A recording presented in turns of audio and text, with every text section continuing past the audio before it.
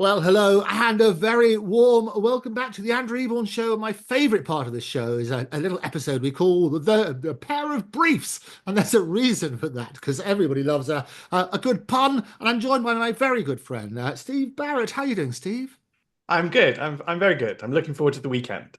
Well, every day's a weekend, really. We know, it's what you do is like looking forward to Christmas. We love it. Now, the cartoon I brought up, that was from Jay Bright from the 18th century. It's the one that they always show when they're talking about litigation. And what it does, it shows a cow and it shows the plaintiff pulling the horns of the cow, the defendant pulling the tail, and the lawyer milking it.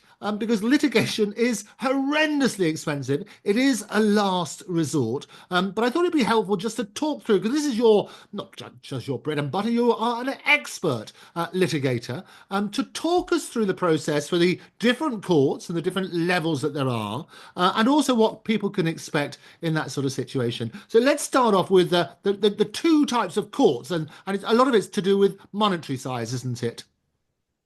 Yes. So you mean the difference between the counter courts and the high court? That's right, the £100,000 effectively. Well, no. So throughout my lifetime, access to justice has just got worse. And I don't like this fact because I think that access to civil justice is crucial to keeping a society going.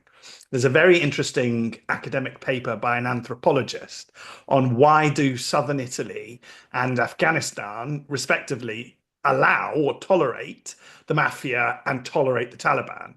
And the theory postulated is that as bad as they are, and particularly the Taliban, because they're pretty awful, they at least allow business to be conducted because what they offer is a cheap and effective means of business dispute resolution.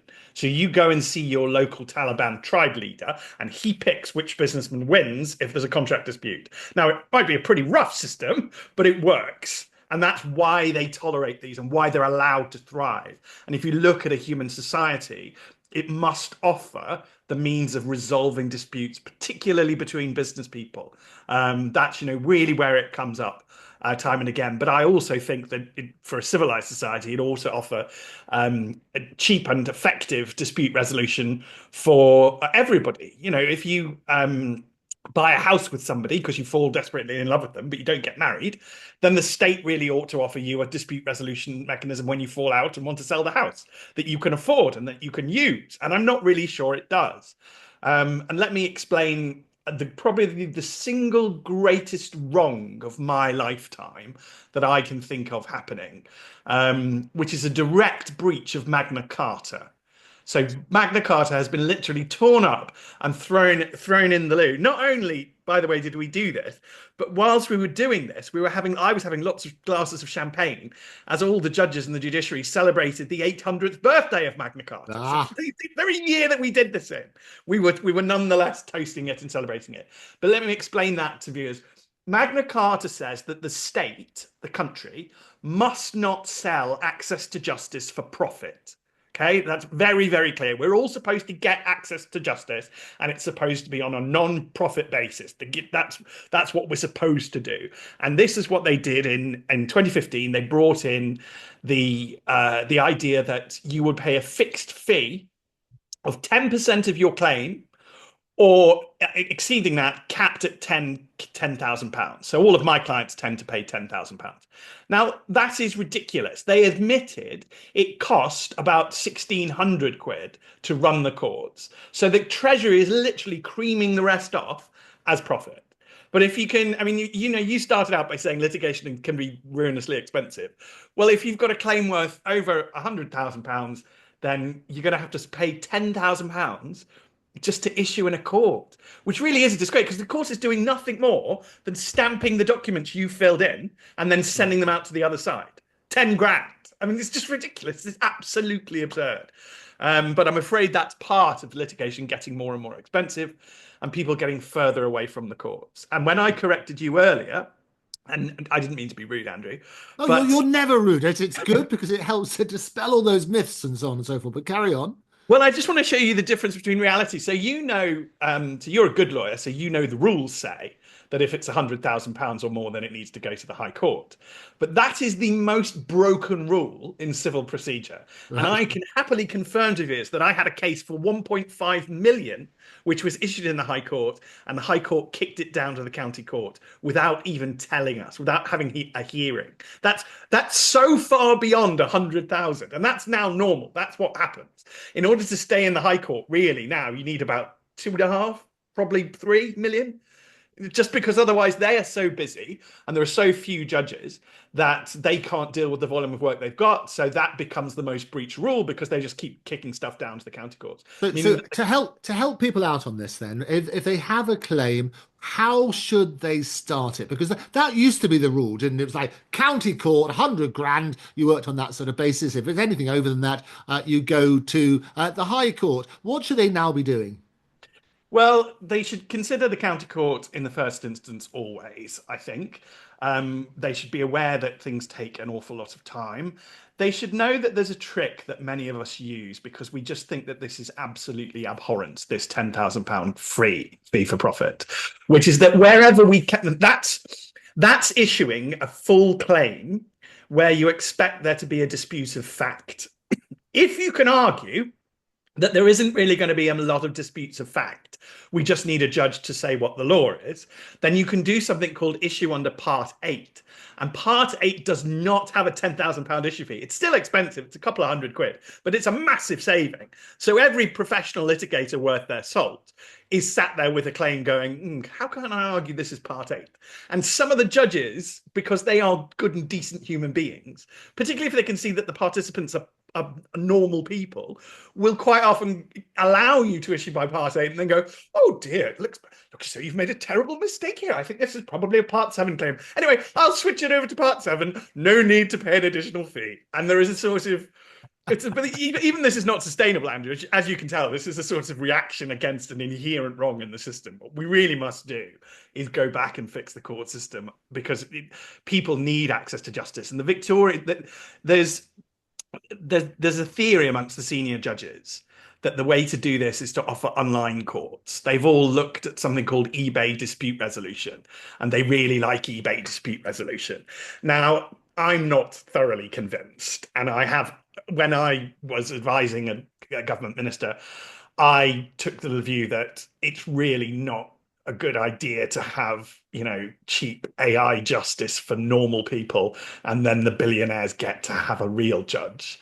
That just to me, because I'm very Victorian in my way. I don't like gated communities. I don't like the rich cutting themselves off. I think everybody should be living around each other and next to each other and meeting each other, in the pub and in the church, and we should all be together. I don't like this idea that the wealthy go off somewhere and sit over there in Versailles and then treat the poor badly, and then the poor obviously rise up and burn the wealthy to the ground. That's human nature.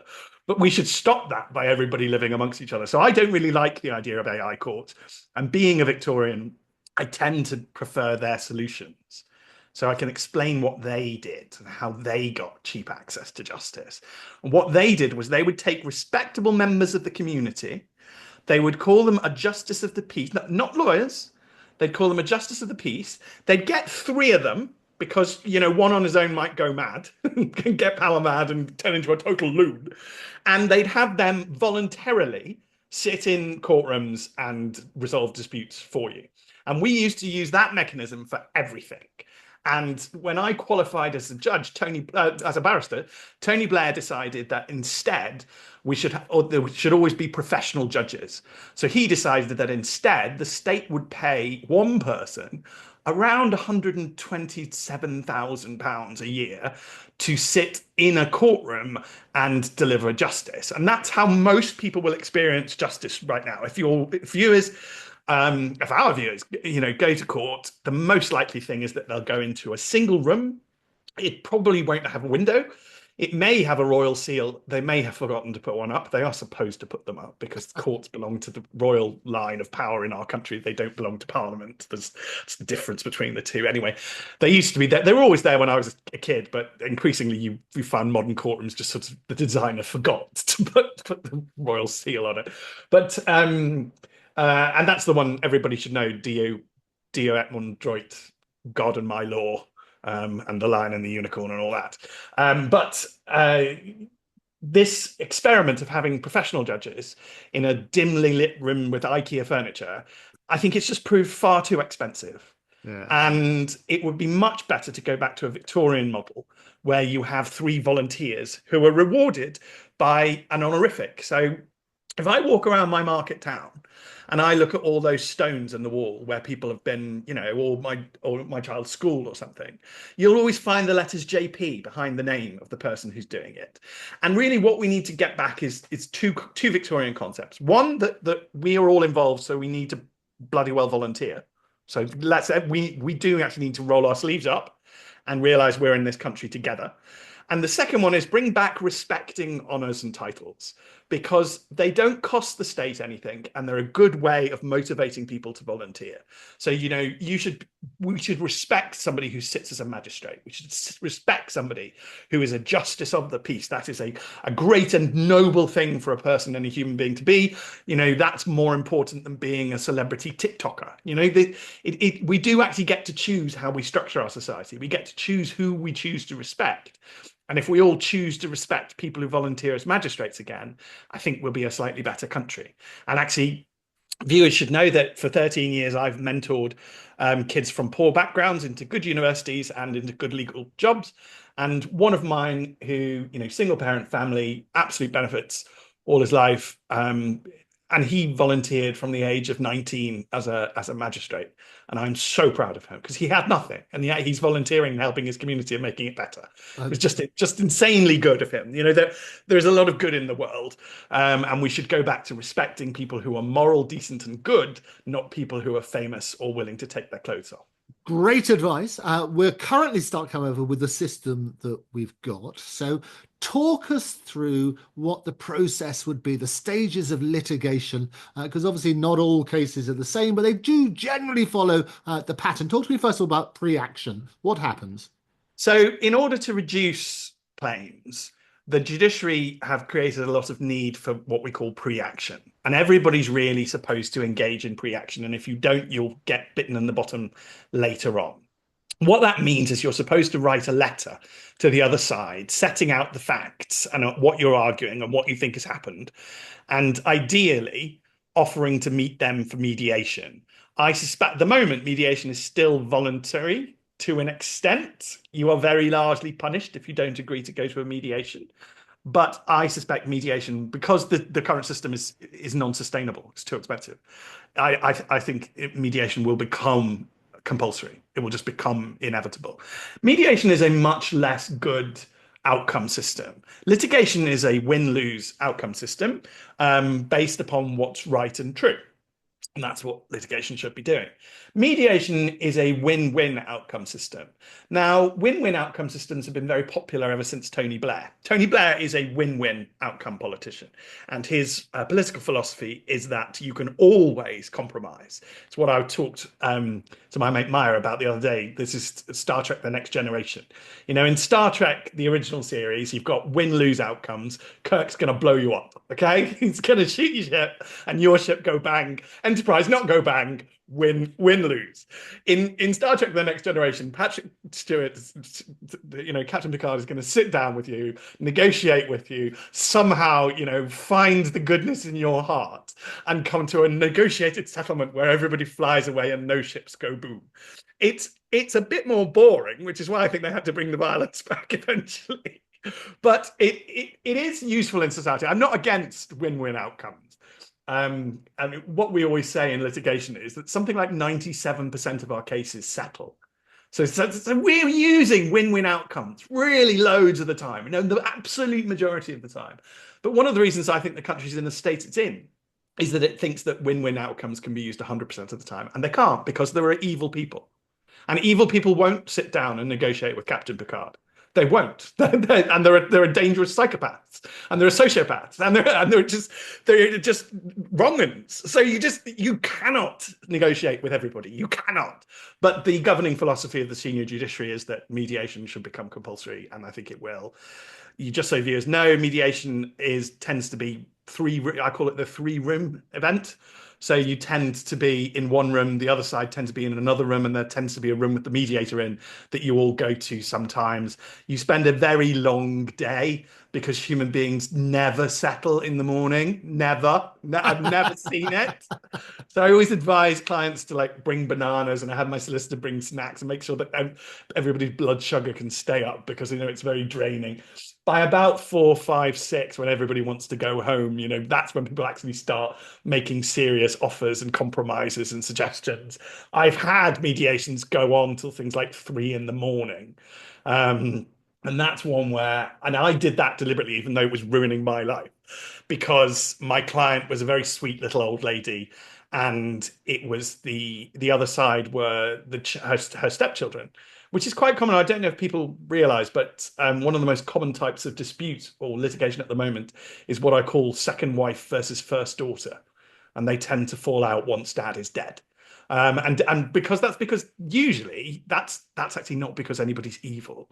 Usually that's just because losing dad is really awful, and we can't really deal with it. We don't really want it to be true, so I'm just going to scream at you. You're there, so I'm going to not like you because I'm very upset, and that's a very natural human response. But again, if you're what I consider a good barrister, you put extra effort into settling things like that Yeah, and because you actually, as don't. you say, the courts actually penalise you if you haven't really complied with these pre-action rules or basically acted unreasonably before you commence proceedings, and they can penalise you with costs and so on and so forth. That's normally the way to do it. But on the basis that you haven't managed to reach this amicable situation, the amicable settlement, the win-win for both sides, talk to me about the litigation being commenced and the issue of the claim form. So your barrister or solicitor, if you've got lawyers, will fill in a claim form for you. That's usually accompanied by a document called a particulars of claim, which is usually drafted by a barrister because they're quite fiddly. They're quite funny in some of the language that they use. So people watching this will probably know I'm a massive nerd of a lawyer. And when I was at college, I deliberately learned more obscure bits of the law than the mainstream bits of the law, if that makes sense. So I learned about something called the tort of conversion, which most people don't know. They don't really know the tort of negligence. And I once pleaded conversion, and to my absolute delight, conversion, it's a bit like estoppel, Andrew. I don't know if you know estoppel. When you plead estoppel, you plead these. All you need to know, listeners, is that these are legal things that you Yes. can. And when you plead them, you don't actually use the word. So when you plead estoppel, you don't put the word estoppel anywhere in the document. But Gets brought because up with people the are, plead, yeah, absolutely. but because defense people are largely aware of estoppel, they will go, "Oh, it's a stop. This is an estoppel Yes. claim." Conversion is so relatively obscure that we actually got to the trial, and I gave my skeleton argument to the opponent barrister, and she read it, and then she called, because these courts are not very glamorous. She's like 20 meters away, but I can basically hear everything she's saying. She called her instructing solicitor to say, what on earth is conversion? Because it's not in the pleadings, it was never in any of the, but it's now in my skeleton argument. And she's like, this is unfair, what have you done? She actually said to me, you're ungentlemanly. And it's just like, no, I've pleaded conversion in the absolute way. We went in before this judge, a terribly, terribly nice judge, one of the nicest judge at Central London County Court. He's dead now, but when he died, like, people were genuinely sad. I had a mate who's a family lawyer, and she used to take him croissants every morning when she was at his court. He's just a lovely, lovely man. And so she couldn't really, she tried to get angry at him, but because he was just so lovely, it didn't really work. And he just went, well, look, I'll look through the pleadings. No, I'm afraid Mr. Barrett has pleaded this in an absolute standard way. This is standard chancery pleading for conversion. And so she had to sort of fume off and lose her case. She lost then because they was just like, so you can either give in now or like this. She was just like, So for the benefit of those who don't know, talk to us about conversion. Then you say it's a little known pleading. yes, it's basically civil theft. So that's basically what the situation arises when you don't want to get the police involved. You just want to get your stuff back or get money in compensation for the stuff that's taken. Now, this was a situation where it was a work laptop, and it had proprietary information on it and proprietary software on it. So the company didn't want money back. They wanted the laptop back, which we got an order for. It's called an order called specific performance. So you can go to the courts and get quite interesting outcomes. It doesn't necessarily mean you don't just necessarily go to the court because you've paid a builder 50,000 to do something and he's messed it all up. I mean, that's another standard an ordinary person claim. But people are taking things from each other all the time, and if they're quite valuable, you might want to go to court and get them back. It's the problem with conversion is it's only ever valuable things. So it's only ever, usually Ferraris, or in this case, business sensitive material.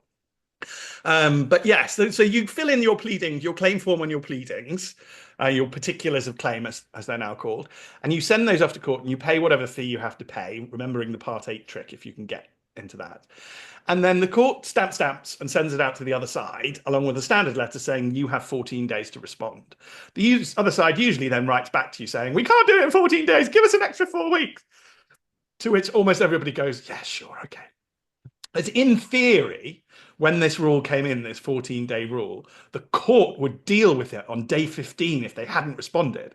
But actually, it's going to take at least 6 months before you get anywhere near a courtroom. So the idea of not giving them a few extra weeks just looks completely ridiculous. And what you do, the way that you win in my type of litigation, is what I call the hill of reasonableness.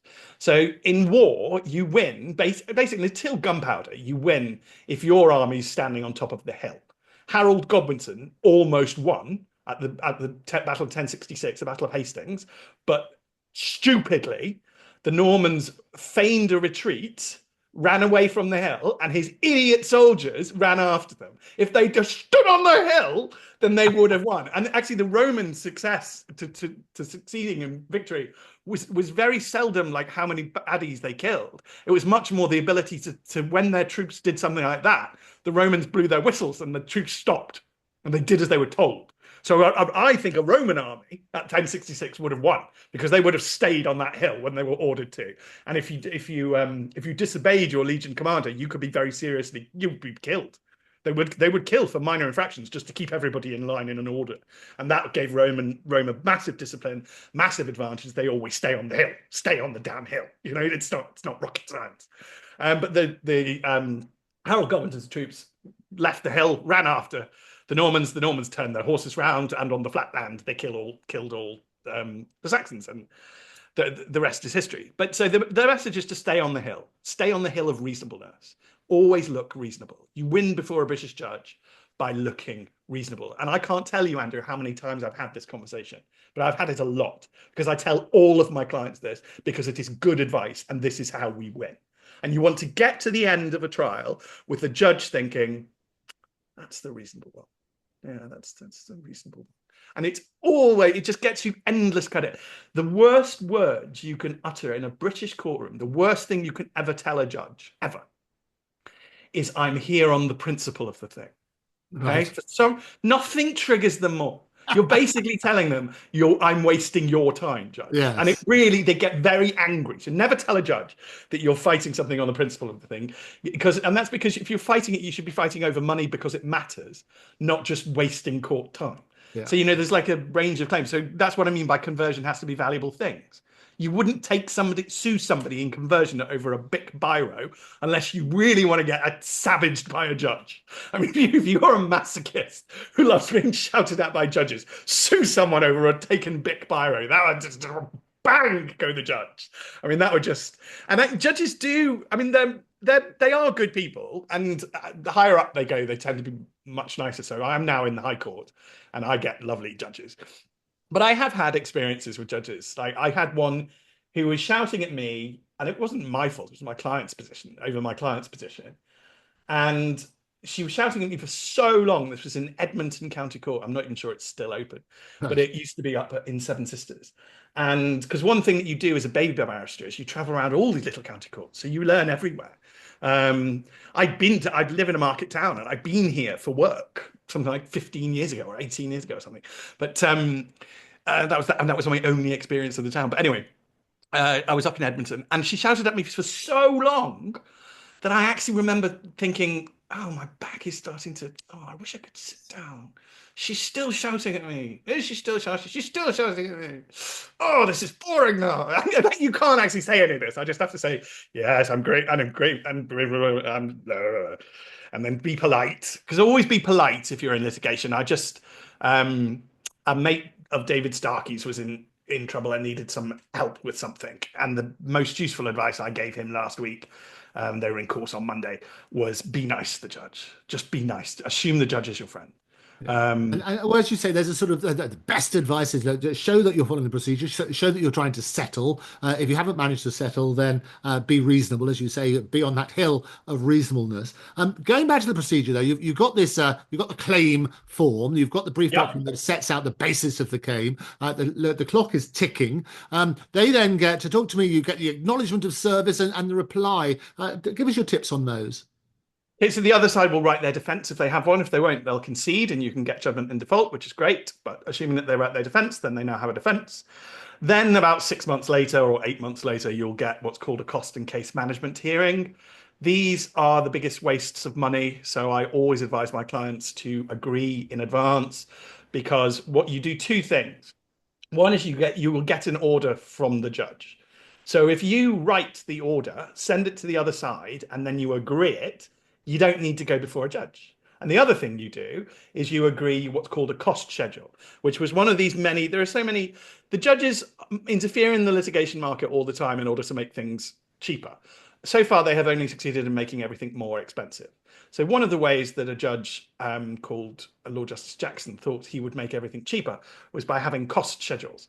Now, what never occurred to Lord Justice Jackson is that the solicitors would have to spend a lot, counsel would have to spend a large amount of time filling these things in, and therefore incurring extra costs, and that they might have to go to court to argue over them, therefore incurring extra costs. But in his mind, seeing the cost of the litigation set out before them would cause more people to settle, and therefore this would be an inherent good. There has been absolutely no evidence that it's increased settlement rates. Settlement rates were already pretty high, actually already. People tend to settle. It's inevitable. I'm not sure that these sort of psychological tricks actually work. But anyway, you have to fill in a cost schedule. Again, if you can get that agreed without a hearing, that saves you the hearing. So what you can then do, if you get to the other side and agree all this, you write to the judge, the court, and say, look, we've agreed everything. Here's the draft order. We don't need a hearing, do we? And then the judge will, 99 times out of 100, stamp, stamp, stamp, stamp, and you don't need a hearing. It's the easiest way to save money on me. And I always Just to unpack that for people so they understand when you talk about this. So what does it actually mean? What are you actually agreeing to? well, you would agree to their schedule, and you'd ask them to agree yours. And the cost schedule is supposed to be the entire life of the litigation. And bear in mind that a piece of litigation can take about 2 years, 2.5 years before you get to trial. So from issuing the form to trial, it can be about 2.5, maybe even 3 years.